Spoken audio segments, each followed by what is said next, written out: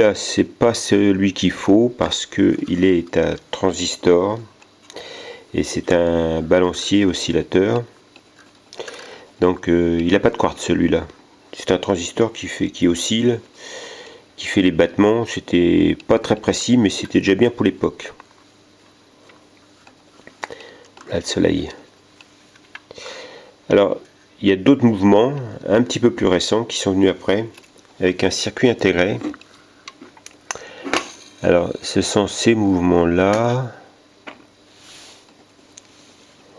Enfin, je les ai décortiqués. Hein. Je n'ai pris que la partie oscillatrice, la partie électronique. La partie mécanique, la voici. Il y avait un rotor dedans. Là, ça c'est le moteur en fin de compte qui fait avancer les aiguilles. Il y a d'autres systèmes à cadre mobile. Hop, il y a un petit quartz qui était coincé. Vous voyez, toc, à chaque impulsion, ça avance d'une seconde. Cela, évidemment, certains, il fallait, c'est toutes les 0,5 secondes pour qu'il avance. Demi-seconde. Voilà, alors ces circuits, c'est ces petits circuits imprimés, il y a un quartz là. C'est déjà, il y a un condensateur variable pour faire avancer ou retarder légèrement. Celui-là aussi. Voilà. Là j'ai enlevé le circuit intégré. Là. Le petit circuit, je l'ai enlevé pour m'en servir. Vous allez voir après. Celui-là aussi, celui-là il était HS, il ne marchait plus. Donc je l'ai enlevé pour le tester. Alors tout ça c'est des mouvements de pendule qui ressemblent à celui-là. Hein. Mais sous résine intégré au circuit. Ça c'est déjà ça a 3-4 ans ça.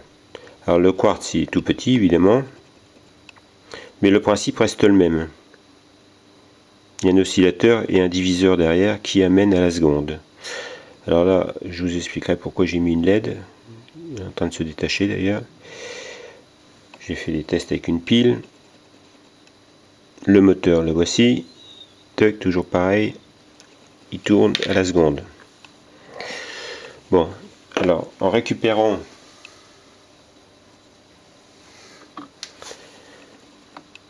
un circuit intégré, je l'ai monté sur une plaque d'essai. Je vais le mettre comme ça.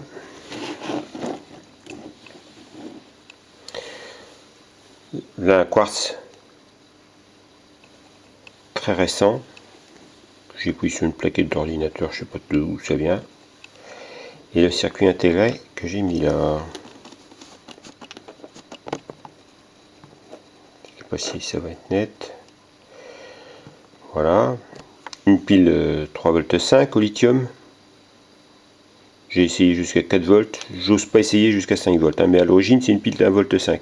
Mais pour pouvoir allumer la LED, il faut une tension supérieure à 2 volts 2 pour les blanches, je crois.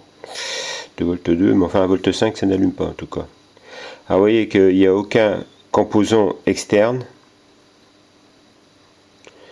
Pas de condensateur. J'ai enlevé les condos. J'ai enlevé. Il n'y a pas de résistance. C'est ultra simple. Alors, à quoi ça peut servir? Bah, tout simplement déjà à tester le quartz s'il fonctionne. Et ça sert aussi à faire un générateur pour voir, pour caler des fréquences sur les postes par exemple. Alors voilà, j'ai mon petit poste. Il faudra peut-être que je fasse de la place.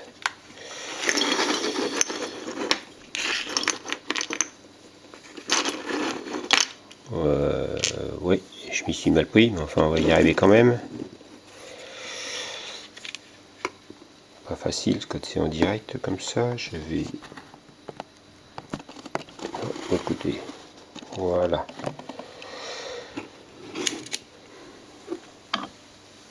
J'espère qu'elle va pas être trop longue la vidéo. Alors, là, ce quartz est marqué 28 172 je crois, je vois pas bien, c'est tellement écrit en petit. Donc j'ai affiché ça sur mon récepteur, il doit être calé encore, voilà. Alors ce petit bout de fil là sert d'antenne pour rayonner un petit peu.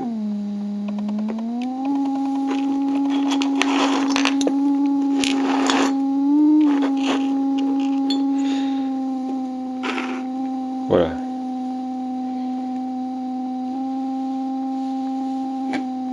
C'est lui que vous entendez là. Enfin j'ai mis le BFO pour entendre, pour faire un battement avec la fréquence.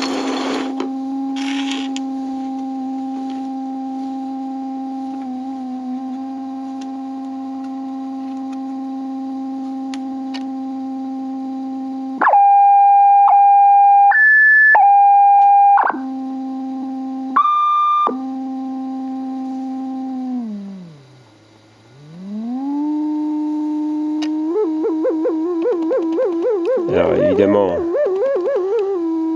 on joue sous la fréquence légèrement parce qu'on ne peut pas le décaler beaucoup, le quartz. Mais si on y met un petit condensateur variable, on va faire varier sa fréquence vers le bas, évidemment. Ça doit être ce que je fais ici là. Évidemment le BFO.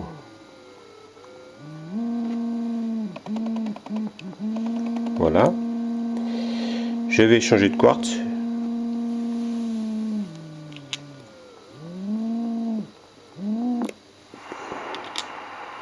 Voilà. Je vais en prendre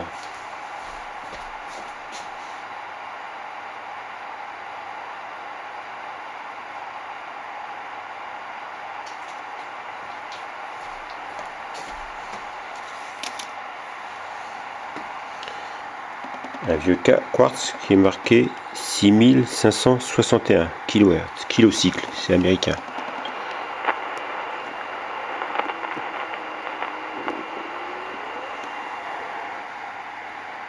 Voilà, comme ça. J'ai dit 6561. Alors j'affiche seulement 6561. Voilà.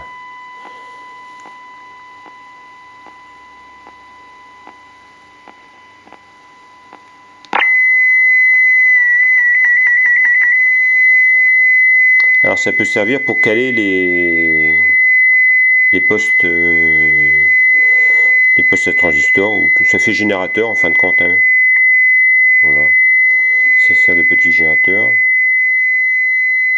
Je m'éloigne, ça va à 1 mètre, je l'entends encore, ça dépend de la sensibilité du récepteur évidemment.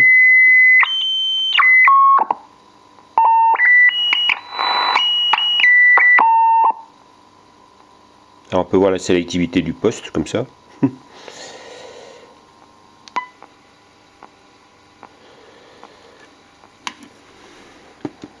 Allez, je vais en essayer un autre.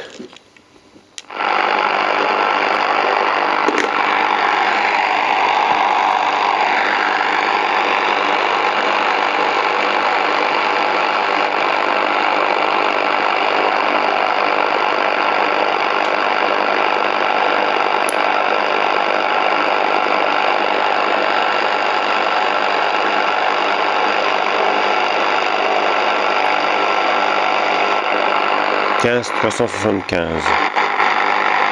J'affiche 15375. Voilà.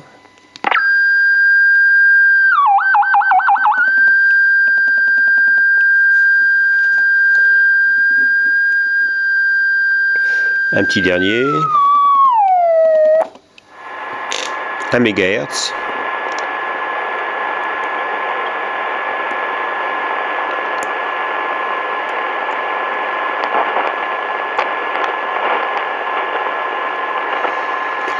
Alors lui il bat bizarrement parce que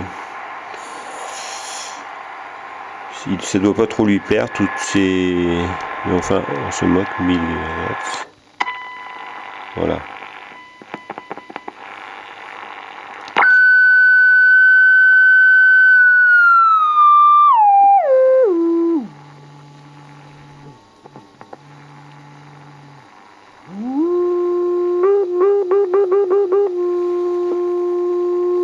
voyez, c'est bien lui.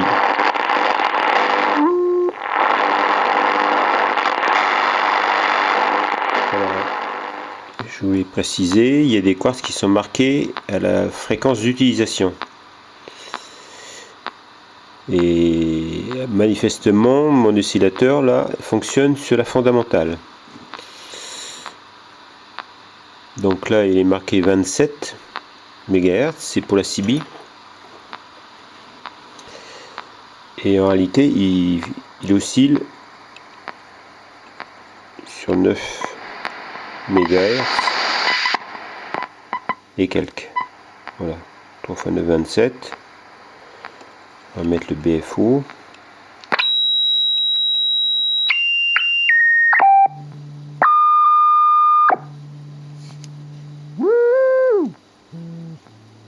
Voilà. Donc il y en a d'autres qui sont marqués. Celui-là est marqué. Enfin, il est marqué de deux façons. Là, il y a la fréquence pour laquelle émission pour laquelle il est prévu. Montage que j'ai fait, les premiers. Donc ça, vous voyez, là un mouvement. Il y avait deux piles d'un volt 5, donc 3 volts. Donc la LED fonctionne directement sans augmenter la tension puisque ça suffit largement. Voilà, là j'ai mis 1 méga comme. Oui, c'est le même principe. Là, je n'ai pas touché. Il y a deux condensateurs variables, deux petites capas ajustables plutôt. C'est tout ce qu'il y a. Ça, c'est le tout premier que j'ai fait. Alors celui-là, il fonctionne toutes les 0,5 secondes, une impulsion positive, une impulsion négative. Ça, c'est l'antenne. Voilà la première bidouille que j'ai faite et ça fonctionne très bien. Toujours avec le circuit imprimé, le circuit intégré DIP 8 à 8 pattes, quoi. Voilà, alors si je change le quartz, évidemment,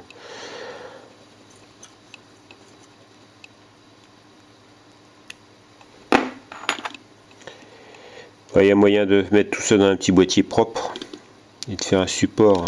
Parce que le problème, c'est qu'il y a différents brochages de quartz.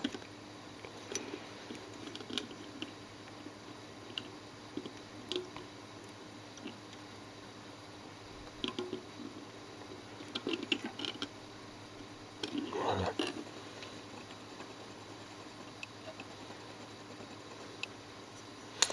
Puis le lithium, 3 volts 5, 3 volts 7. C'est ultra simple. Voilà.